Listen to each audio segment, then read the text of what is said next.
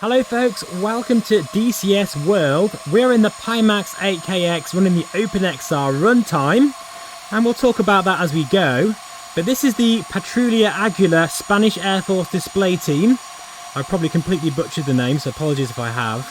And this is the C-10 trainer jet, which is an absolute gem of an add-on. You know, of all the modules in DCS, if you're new and you want something really high fidelity, but not something that's going to take hours and hours and hours and hours to get to grips with, this is the jet for you. And as we sort of taxi out, I'm going to chat about the reasons why you, watching this right now, should try DCS in VR if you haven't already.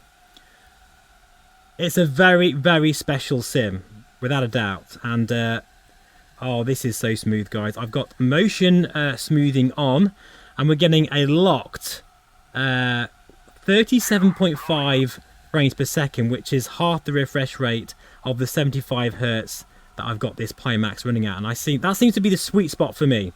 Anyway, let's have a look at this crowd here as we go past. Eagle Dynamics, if you're watching this, that is a very nice touch right there. Look at that. It reminds me of RAF Fairford Air Show just a couple of weeks ago. What an amazing air show that was. I just love how we've got the whole jets here as well.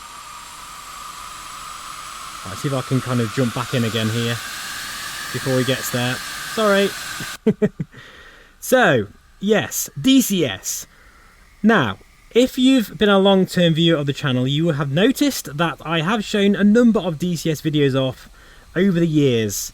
I haven't shown enough off though, so apologies. I am definitely going to show more DCS content in the future, without a doubt, and starting really with this as a sort of basis for anyone who's new to DCS and you're looking for that really beautiful jet, not the kind of jet that's going to take you forever to understand. I mean, you know, I've shown the F-18 Hornet off now on the channel, the Viper, I've even shown the Apache, or my first flight in the Apache, and the Super Carrier module. You know, they're all incredible, but they do take a bit of learning, and the reward factor of that is incredible. In fact, that's my first thing about DCS, is the reward factor you get from learning all the systems and starting up the aircraft correctly feels so good.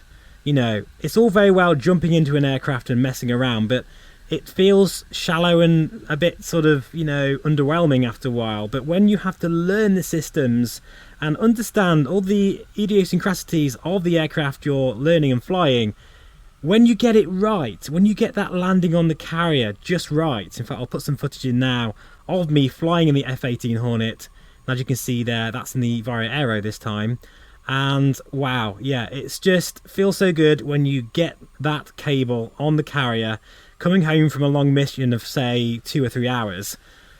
It feels special, it feels so authentic, folks. So the first thing about DCS is that it is absolutely so authentic, incredibly realistic, to the point where real RAF pilots and military sort of pilots throughout the whole world actually use it as a training platform. The second reason is that it's actually free to play, or as I like to call it, free to fly. You know, you don't have to do anything. You don't have to spend any money.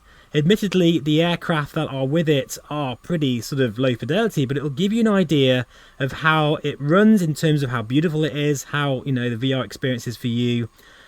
The whole sort of, you know, feeling of flight, that will get you sort of to grips and probably will get you hooked on flying in DCS. So really, that's the first 2 reasons already. We haven't even taken off yet. Look at this, we're all lining up here. Where's he going? This is so cool. Oh my god. Right, anyway, let's get airborne now. And we'll just fly around for a bit. I'm not going to do anything too crazy here. But, oh, listen to those sounds. It's so smooth with the Openxr runtime now, folks. It really is amazing. And I've just remembered I haven't got a binding for my gear, but that's okay. We'll trundle down the runway and we'll do it with a mouse. Oh, this feels even just the bumps, rattles, it's just the feeling of flight. And that's the third thing I'm going to mention. as I'm trying to do too many things at once here. There we go. The feeling of flight in DCS is unmatched, actually.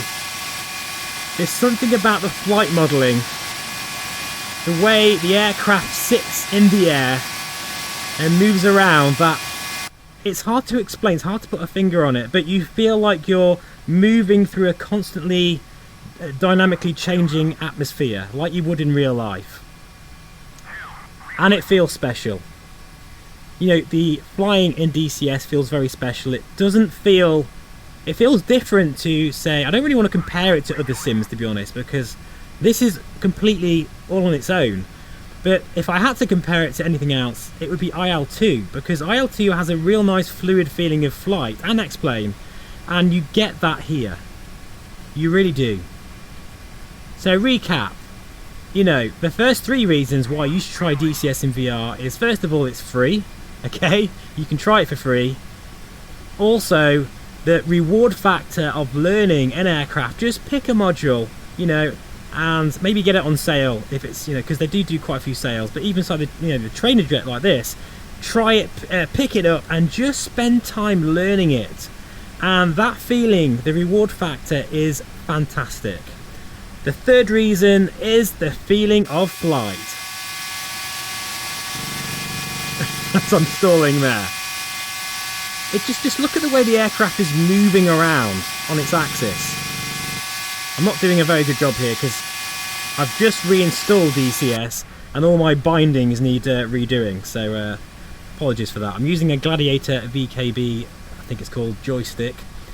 I do love this joystick. It just feels so good.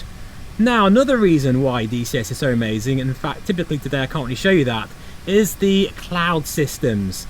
The clouds in DCS are way better than Microsoft Flight Simulator and up there with IL-2. You don't get any pixelation. Admittedly, they are pretty hefty on performance, but they do look so good as you fly through them, in and out of them. It's a fantastic experience. In fact, the whole world in DCS, whether, you know, it doesn't look as pretty perhaps as Microsoft Flight Simulator, but there's something very believable about the environment. And particularly, I mean, this is the free map, and I've chosen this today on purpose because this is a free, completely free scenery. But the, you know, the maps like Syria and the Persian Gulf, they are spectacular. They really are. Right, let's go for a bit of a Cuban, half Cuban here. Now, maybe a 4th reason. I've lost count. Was that 4 reasons? I can't remember. Do you know? Let's just go for a loop. Sod it. Oh, this feels so good. Going to be a bit of a very close loop though. Fantastic. Is actually in recent sort of months, particularly with thanks to the Openxr toolkit development team, with the Openxr runtime and the composite files, VR is rocking in this sim. In fact, it's actually running, in my view, better than Microsoft Flight Simulator. As I say, the Openxr runtime, which is so easy to use, particularly for the Pimax. It's just a case of basically, you know, switching runtimes now. I'll have links in the description below of that, but I might just do a setup guide, a sort of new one as well. It either will be before this video or after. Now the last reason, and I mean I could go on forever guys with this, but the last reason is sort of the combination of the sound design and the aircraft, but just the quality of the environment. The way it comes together in DCS is absolutely unmatched. You know, I mean, I've got to say that there's some aircraft like the F-18 Hornet, like the Spitfire, they are absolutely works of art. They really are. So please do let me know in the comments, what is it about DCS that you love? Or if you haven't tried it, are you now tempted to? Guys, it's free for goodness sake. You're not going to lose anything. And trust me, I just want to say also, when you first try it, just don't pay too much attention to the aircraft available free, because they're nothing, not a patch on the sort of payware modules. And yes, they are worth it. Whoops, that was the wrong button. my bindings are all wrong. But yes, they are expensive, but they are totally worth it if you want that ultimate, incredible, authentic experience. Right folks, that's it for this video and this C101, which I highly recommend as a perfect sort of starter module that's high fidelity. this is the one to use. So folks, thank you so much for watching. As always, I really do appreciate it, and I'll see you again very soon. Bye bye for now. Over the top we go.